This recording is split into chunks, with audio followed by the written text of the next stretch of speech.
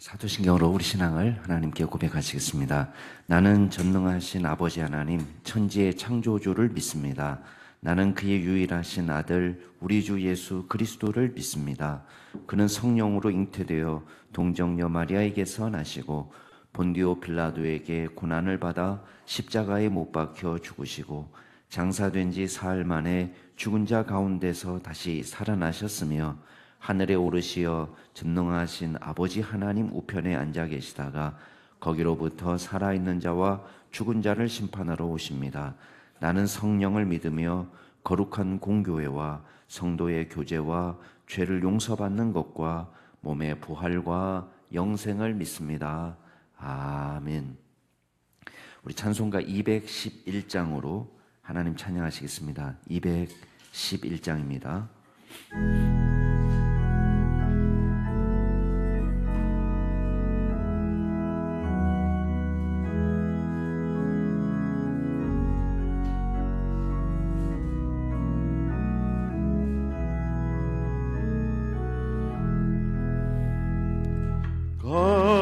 값비싼 향유를 주께 드린 막달라 마리아 본받아서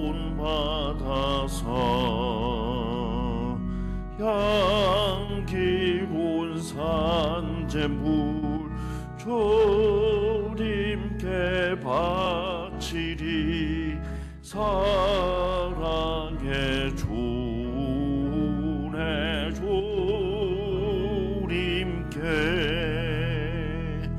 연약한 자에게 힘을 주고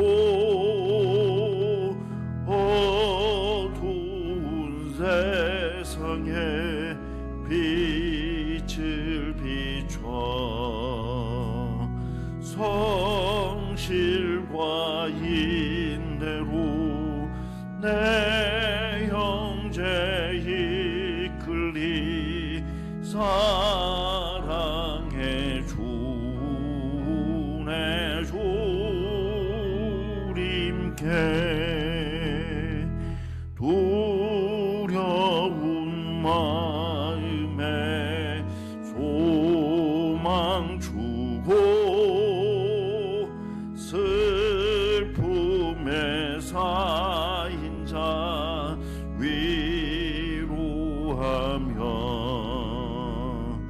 길 잃은 자들을 친절히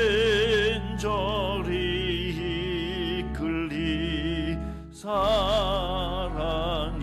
주네 주님께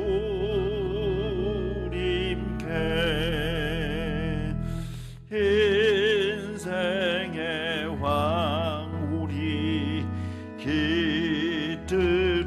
깃들어서 이 땅의 수고가 끝날 때에 주님을 섬기다 평안히 가리라 사랑해 주네 주님께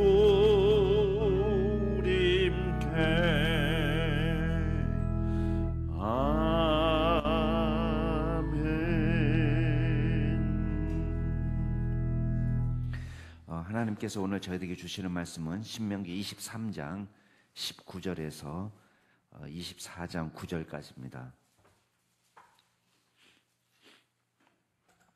신명기 23장 19절부터 24장 9절 말씀까지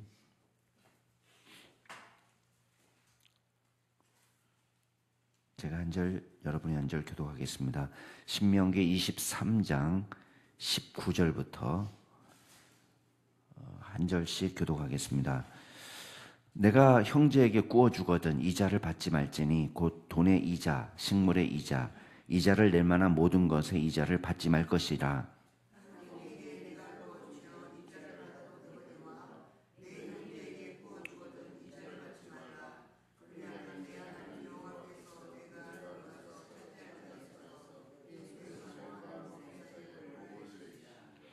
내 하나님 여호와께 서원하거든 갚기를 더디하지 말라. 내 하나님 여호와께서 반드시 그것을 내게 요구하시리니 더디면 그것이 내게 죄가 될 것이라.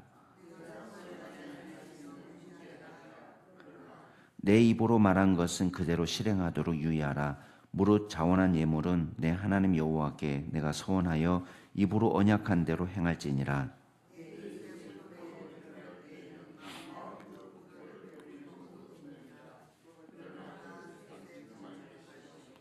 내 이웃의 곡식밭에 들어갈 때에는 내가 손으로 그 이삭을 따도 되느니라.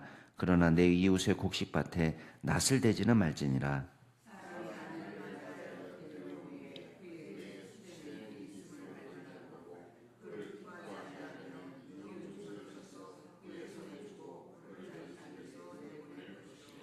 그 여자는 그의 집에서 나가서 다른 사람의 아내가 되려니와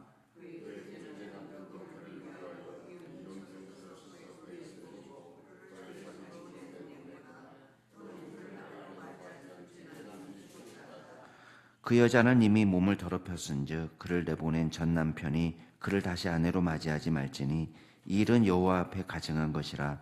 너는 내 하나님 여호와께서 내게 기업으로 주시는 땅을 범죄하게 하지 말지니라.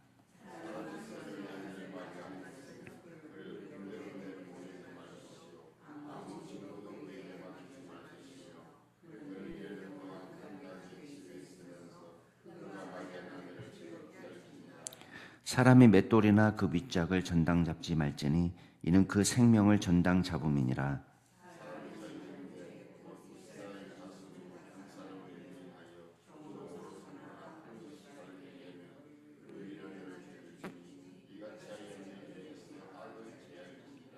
너는 나병에 대하여 삼가서 레위 사람 제사장들이 너희에게 가르치는 대로 내가 힘써 다 지켜 행하되 너희는 내가 그들에게 명령한 대로 지켜 행하라.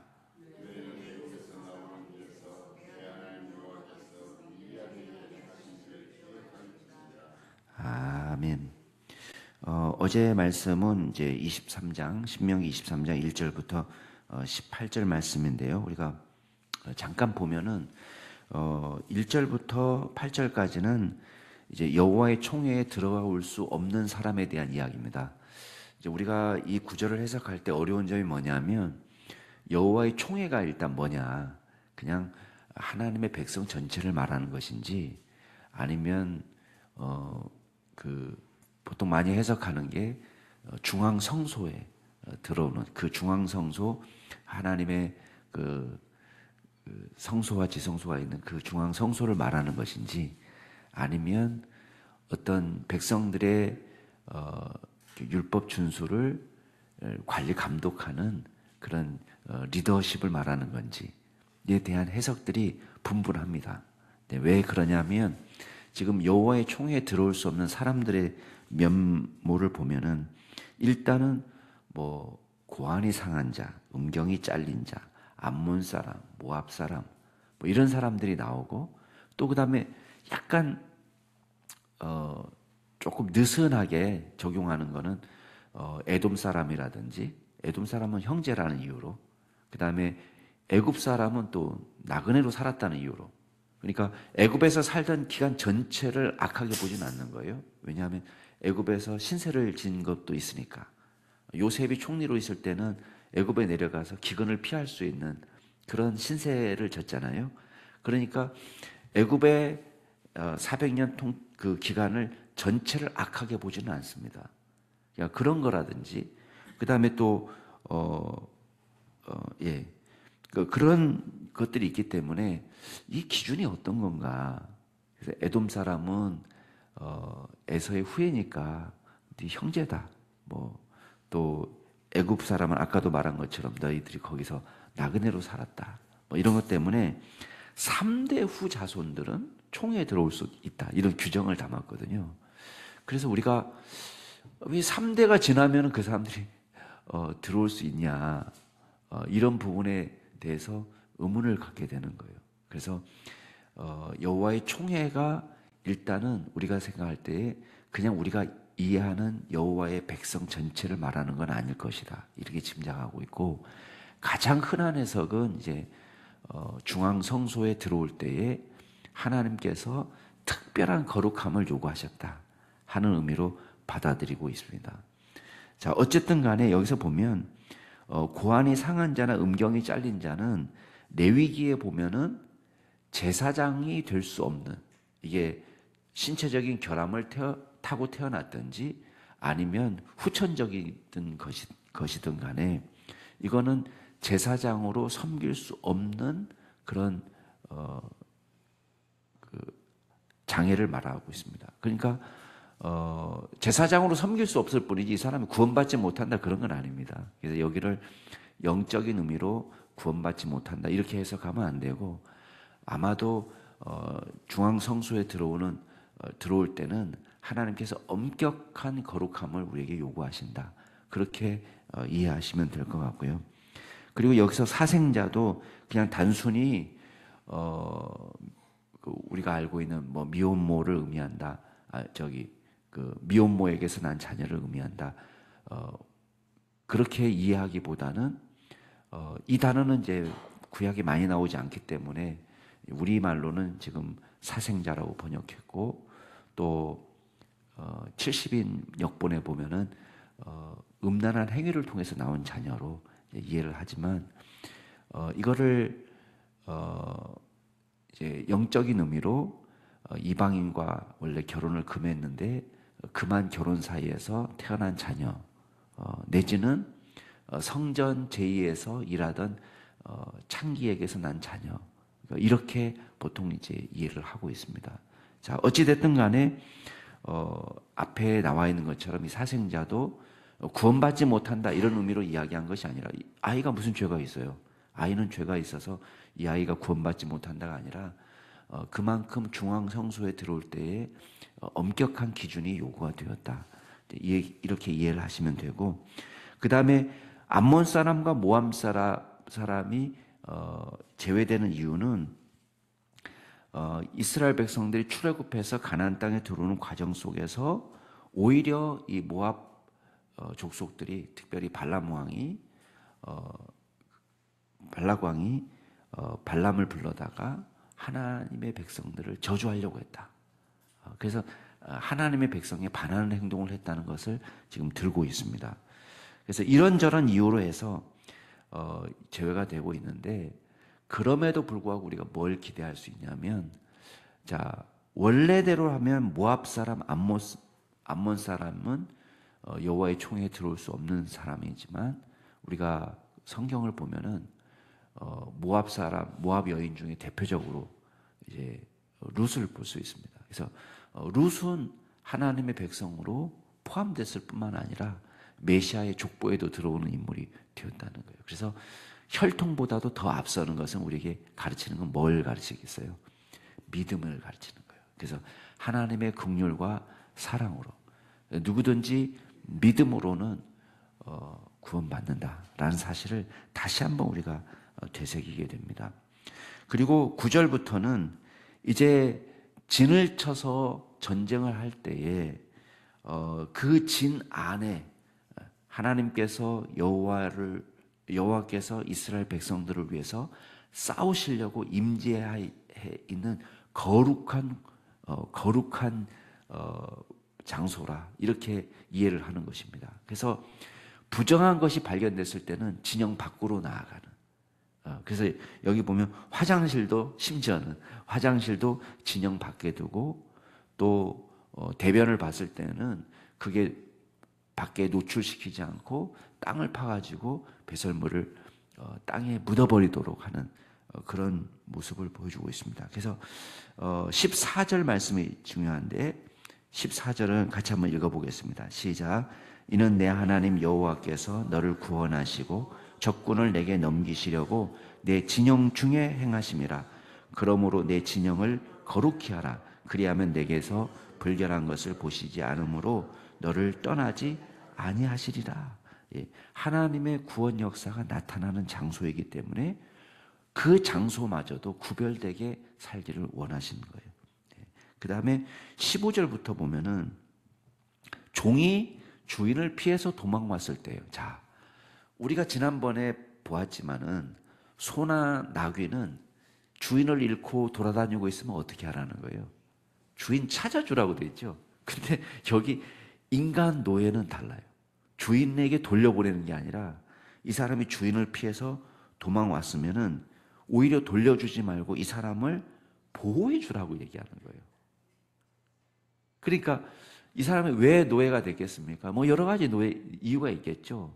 전쟁 포로로 잡혀서 노예가 됐을 수도 있고, 그 다음에 빚을 다 갚지 못해서 노예가 됐을 수도 있는데, 여기서 그 주인을 피해서 도망왔을 때 여기서 살겠다고 했을 때는 아마 뭐 이웃 마을에서 돌아온 정도를 말하는 건 아닌 것 같아요. 그래서 외국 사람이지만 이제 그 나라에서 학대를 피해 가지고 다른 나라로 온 거죠. 이쪽 이스라엘 나라로 온 것이죠.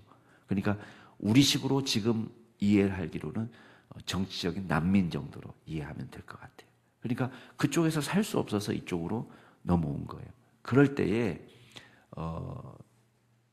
그 나라로 돌려보내는 것이 아니고 오히려 이 사람을 이제 주인에게 돌려보내지 말고 우리 가운데 거하도록 그렇게 보호해 주도록 이야기하고 있습니다. 그래서 너와 함께 내 가운데 거주하게 하고 그를 압제하지 말지니라. 그 다음에 오늘 말씀으로 넘어오면은 내용이 좀 많기는 합니다만 제가 요령 있게 잘 설명하겠습니다. 이자를 돈을 꿔줄 때 같은 형제 이제 우리 공동체, 그러니까 타국 외국 사람한테는 우리식으로 얘기하면 믿는 사람한테 같은 교회 다니는 사람한테 할 때는 이자를 받지 않도록.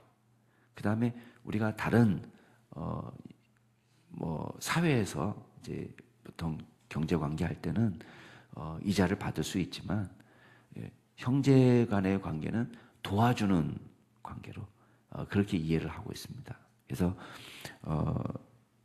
그 문제를 그렇게 이해를 하고 있고, 그 다음에 서원을 갚는 것도 하나님 앞에 서원한 것은 더디 갚지 말고 속히 갚으라 이렇게 말씀하는 거예요. 그러니까 다른 말씀에서는 또 서원을 신중하게 하도록 당부하고 있죠. 왜냐하면 이거는 하나님과 나와의 약속이기 때문에 서원을 신중하게 하되 서원한 것은 갚기를 최선을 다해서 갚도록 이야기하고 있습니다.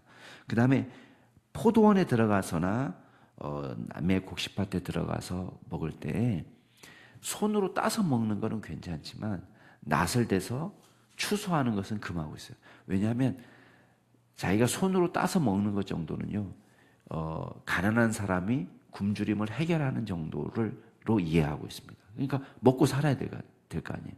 그래서 이거는 도둑질로 보질 않는 거예요. 그래서 그거는 허용하도록 들어와서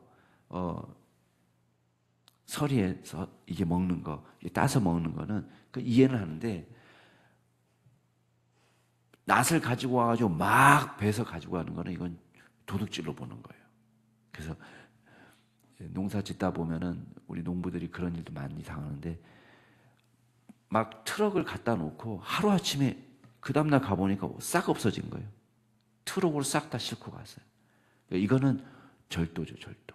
그래서 우리가 구제로 사랑으로 이 사람이 와서 배고픔을 해결하는 것은 얼마든지 봐주지만은 그러나 절도는 철저하게 막았다는 걸 우리가 보게 되고, 그 다음에 이혼과 재혼의 문제에 있어서도 무분별한 이혼과 재혼을 막고 있다는 것을 알게 됩니다. 그래서 첫 번째 남자가 이제 이혼 증서를 써서 이혼해서 또 재혼해서 살다가 또 안 되니까 또 첫 번째 남자한테 왔다 갔다 뭐 이렇게 하는 거를 지금 하나님께서 보실 때 이게 가증한 것이라 이렇게 보고 있습니다. 그래서 우리가 그 무분별한 이혼과 재혼을 하지 않도록 막고 있고, 그 다음에 5절부터는 굉장히 가정 친화적인 공동체라는 걸 보게 되죠. 여기 보면 신혼일 때는 아예 군대도 내보내지 않도록 합니다. 그리고 재밌는 표현은 1년 동안 한가하게 집에 있으면서 그가 맞이한 아내를 즐겁게 하라. 야, 이게 왜 중요하냐면 둘과의 신혼에 막 깨가 쏟아지는 그 아름다운 시간을 이야기하면서 이거를 남자 입장에서 표현하지 않고 부인을 즐겁게 해주라 이렇게 얘기하는 거예요. 그러니까 왜 이런 표현이 중요하냐면 고대 근동에서는 여성은 소유물에 불과한 거예요. 근데 여성에 대한 어떤 존중을 표하고 있잖아요. 단순히 야 신혼을 즐겨라 이렇게 얘기하지 않고 오히려 아내 입장에서 이제 이야기하는 아내를 더 존중하는 그런 입장에서 말하고 있고 성경은 그 다음에 그 담보를 잡을 수는 있습니다. 대출할 때 담보를 잡을 수 있는데 여기 보면 맷돌이나 그 윗짝을 전당 잡지 말라 이렇게 말하는 건 뭐겠어요? 맷돌을 잡아버리면 어떡하겠어요? 이 가난한 사람은 맷돌이 있어야지 음식도 해먹을 거 아니에요. 그러니까 인간의 가장 기본적인 필요를 채워주는 거. 또 딴 데 보면은 겉옷을 해질녘까지 담보 잡지 말라고 그러죠. 겉옷은 가난한 사람의 이불이란 말이에요. 그러니까 이것을 가져가 버리면 밤새 오들오들 떨 거 아니에요. 그러니까 겉옷을 가져가지 않도록 여기서는 맷돌 윗짝, 맷돌 전체를 이야기하고 있습니다. 그 다음에 7절에 보면 인신매매는요 완전히 죽어야 될 죄로 이야기해요. 사형, 인신매매 그만큼 크게 취급했습니다. 지금은 이제 우리나라도 인신매매가 많이 없어졌는데 80년대는 뭐 인신매매가 있었죠. 여전히 우리나라도 이제 납치돼서 팔려가는 경우도 있고 그 다음에 지금도 탈북하신 분들이 가장 많이 노출되는 건 뭐냐면 인신매매입니다. 그래서 강제로 결혼을 당하고 팔려가고 그런 일들이 지금도 자행되고 있는데 성경은 인신매매를 아주 크게 취급합니다. 이거는 사형에 해당되는 죄로. 그 다음에 나병에 걸렸을 때는 레위기대로 하라라는 말씀으로 간단히 설명해 주고 있습니다. 자, 오늘 말씀을 통해서 우리 몇 가지만 정리해 보겠습니다. 첫 번째는 하나님께서는 우리가 인자와 자비를 베풀면서 살기를 기대하시는 거예요. 그래서 여기 보면 돈을 꿔줄 때에도 형제 같은 경우는 구제 차원에서 도와주도록 무이자로 도와주는 차원에서 하도록 이야기하고 있습니다. 이자 수익을 전혀 금지시킨 건 아닙니다. 그렇지만 형제 같은 경우는 같은 동족인 경우는 구제 차원에서 접근하도록 하고 있고요. 또 배고픈 사람이 없도록 밭에 들어와서 얼마든지 허기짐을 면할 수 있도록 따서 먹을 수 있도록 허용하고 있습니다. 그리고 담보물을 잡을 수는 있지만 인간의 기본권을 침해할 정도의 담보물은 잡지 않도록 이야기하고 있습니다. 그 말은 뭐겠어요? 우리가 자비와 인자를 베풀어 주라는 거예요. 봐주는 거죠. 예. 당연히 돈을 주면은 이자를 받아야지. 이게 당연한 거고 사회적으로 당연한 거고 또 빚을 갚을 수도 없기 때문에 담보물을 잡는 건 당연하지만 그러나 하나님이 우리에게 원하시는 것은 이 사람들을 도와주고 자비를 베풀고 구제하고 이런 관점에서 지금 저희들에게 말씀하고 있는 것입니다. 또 한 가지 우리가 생각할 수 있는 점은 건강하고 거룩한 가정을 세우기를 힘쓰라는 거예요. 그래서 하나님께서 여기 보면 무분별한 이혼을 삼가도록 이야기하고 있고요. 이혼에 앞서서 우리는 끝까지 회복의 가능성을 갖고 노력하자 하는 것을 말하고 있습니다. 이혼 이후의 삶도 매우 힘들고 어려운 삶입니다. 그래서 그 전에 가정을 올바로 세우는데 우리는 이거는 이제 끝났어. 힘들어. 어려워. 회복이 불가능해. 우리가 할 것이 아니라 마지막에 한 번 더 기회를 갖고 정말 최선을 다해서 가정을 세워보는 노력을 하는 것이 우선되어야 된다라는 것을 말하고 있습니다. 그 다음에 마지막으로 우리가 기억할 것은 이 사회에 생명 중심의 사회를 만들어야 이 사회를. 생명을 귀하게 여기는, 인간의 존중받는. 그러니까 아까도 말한 것처럼 인간을 물건처럼 사고 파는 것은 엄격히 금하는 거예요. 그리고 도망친 노예를 이 사람들은 보호해줘야 될 대상으로 보는 거예요. 예. 왜냐하면 그 당시에 노예라는 것은 사실은 완전히 파산돼가지고 노예가 된 경우는 사회 안전장치도 여기에 해당이 됩니다. 왜냐하면 완전히 신용불량자가 돼서 파산해버리고 도저히 뭐 평생 죽을 때까지 노력해도 갚을 수 없는 빚을 졌어요. 근데 이 사람을 노예로 삼는다는 것은 가혹하게 해도 된다 그런 뜻으로 말하는 것이 아니라 요즘으로 말하면 평생 직장이 보장되는 거예요. 먹고 살 수 있고 여기서 일해서 안정되게 살 수 있는 길을 열어주는 거예요. 그래서 사회보장 제도의 역할도 했습니다. 근데 도망쳤다는 건 뭐예요? 거기가 싫어서 나왔다는 것은 얼마나 가혹행위를 당했으면 그렇게 됐을까를 보고 이 사람을 보호해 주는 거거든요.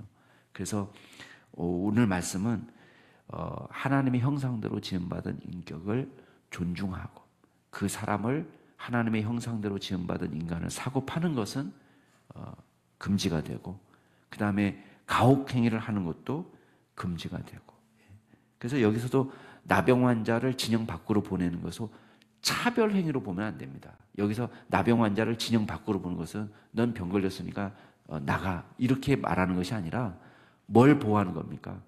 여기 건강한 사람들이 감염되지 않도록 보호하는 차원에서 그러니까 생명을 보호하는 차원에서 이해를 해야 되는 거예요. 그래서 생명이 존중받는 사회 하나님께서 우리에게 주신 생명과 또 형상대로 지음받은 인간이 존중받는 사회가 되는 그 사회를 저와 여러분이 만들 수 있기를 바랍니다. 같이 한번 기도하겠습니다. 이 시간 기도하실 때에 오늘 말씀대로 우리가 인자를 베푸는 공동체, 사랑이 있는 공동체, 생명이 존중받고 또 사람이 존중받는 사회를 만들 수 있는데 우리가 앞장서도록 위해서 기도하시고 두 번째 기도하실 때는 우리 한 주간의 삶을 주님께 맡겨드리면서 기도하세요. 주님께서 우리 직장과 또 가정과 또 학교와 어느 곳에 있든지 한 주간 주님과 동행하는 믿음의 종들이 되도록 위해서 기도하시고 마지막으로 기도하실 때에 우리 환우들을 위해서 기도하실 때 우리 이세영 집사님 항암 치료를 다 이제 마무리하고 완료하고 이제 3개월 만에 정기 검진을 이제 하도록 지시를 받았습니다. 처방을 받았는데 건강하게 오히려 잘 회복되어서 재발하지 않도록 위해서 기도해 주시고 또 우리 주종웅 집사님 계속 항암 치료 받는 가운데 있습니다. 위해서 기도해 주시고 또 다른 여러 환우들을 생각하시면서 기도해 주시기 바랍니다. 우리 이재은 집사님 또 대상포진 아마 재발한 것 같은데 하나님께서 은혜 베풀어 주시도록 위해서 기도해 주시기 바랍니다. 오늘 말씀을 생각하시면서 한 주간의 삶을 위해서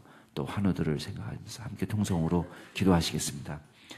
존귀하신 하나님 아버지, 주님께서 불쌍히 여겨 주시옵소서. 주님께서 저희들을 이 땅에 살게 하실 때에 자비를 베풀며 살기를 원하셨습니다.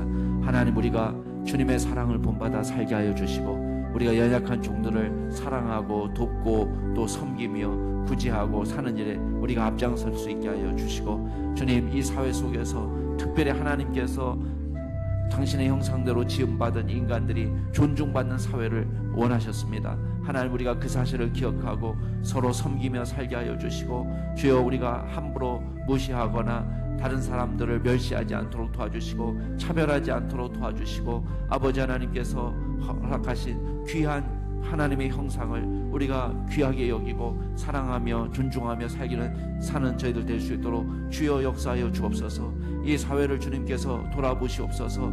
하나님께서 긍휼히 여겨주셔서 주여 이 사회가 좀 더 사랑과 긍휼이 넘치는 사회가 될 수 있도록 도와주시고 주여 인자와 자비가 넘치는 사회가 될 수 있도록 하나님께서 은혜를 베풀어 주시옵소서.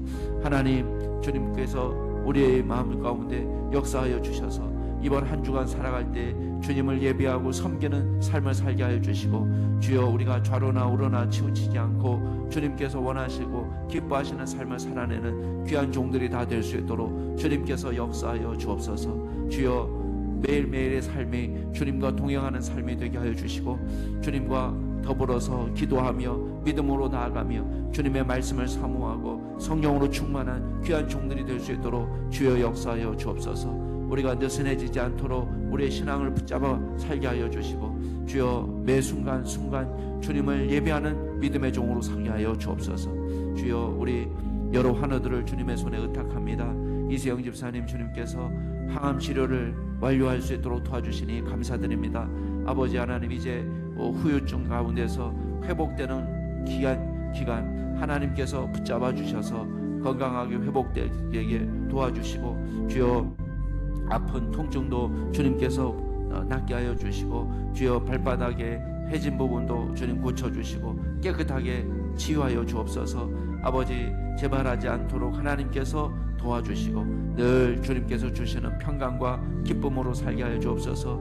우리 주종욱 집사님 하나님께서 은혜를 더하여 주시고 주여 항암 잘 할 수 있게 하여 주시고 주여 모든 후유증 가운데 하나님 부작용 가운데 하나님께서 붙잡아 주시고 주여 회복시켜 주시고 하나님 잘 감당할 수 있도록 은혜를 더하여 주옵소서. 아버지 주님께서 도와주셔서 주여 우리 이재은 집사님을 기억하여 주옵소서. 주여 대상포진 가운데서 또 고통합니다. 하나님께서 치료하여 주시고 깨끗하게 회복시켜 주시고 하나님께서 그 기간을 주님 도와주시옵소서. 통증을 완화시켜 주시고 잘 회복하여 힘내게 도와주시고 우리 박재은 집사님 가운데도 주님께서 역사하여 주옵소서. 존귀하신 하나님, 주님께서 저희들에게 이 땅에 살던 동안에 사랑을 베풀고 자비를 베풀고 또 주님처럼 인자한 마음으로 살기를 기뻐하셨습니다. 우리가 그 말씀을 붙잡고 이 땅에서 살게 하여 주실 때 특별히 주님의 사랑을 본받아 실천하며 살아갈 수 있도록 도와주옵소서. 하나님, 우리가 가정을 건강하게 세우는데 앞장설 수 있도록 도와주시고 주님이 원하시고 기뻐하시는 거룩한 가정, 또 주님께서 원하시고 기뻐하시는 건강한 가정 세울 수 있도록 도와주시고 특별히 주님을 잘 섬기는 믿음의 가정 세울 수 있도록 역사하여 주시옵소서. 하나님께서 우리에게 원하시고 기뻐하시는 거룩한 삶을 이번 한 주간도 살기를 소원합니다. 우리 성도님들에게 은혜를 베풀어 주셔서 주님께서 주시는 지혜로 믿음으로 주님과 더불어 한 주간 승리하게 하여 주옵소서. 감사드리며 예수 그리스도 이름으로 기도드리옵나이다. 아멘. 하늘에 계신 우리 아버지, 아버지의 이름을 거룩하게 하시며 아버지의 나라가 오게 하시며 아버지의 뜻이 하늘에서와 같이 땅에서도 이루어지게 하소서. 오늘 우리에게 일용할 양식을 주시고 우리가 우리에게 잘못한 사람을 용서하여 준 것 같이 우리 죄를 용서하여 주시고 우리를 시험에 빠지지 않게 하시고 악에서 구하소서. 나라와 권능과 영광이 영원히 아버지의 것입니다. 아멘. 오늘도 주 안에서 복된 하루 되시기 바랍니다.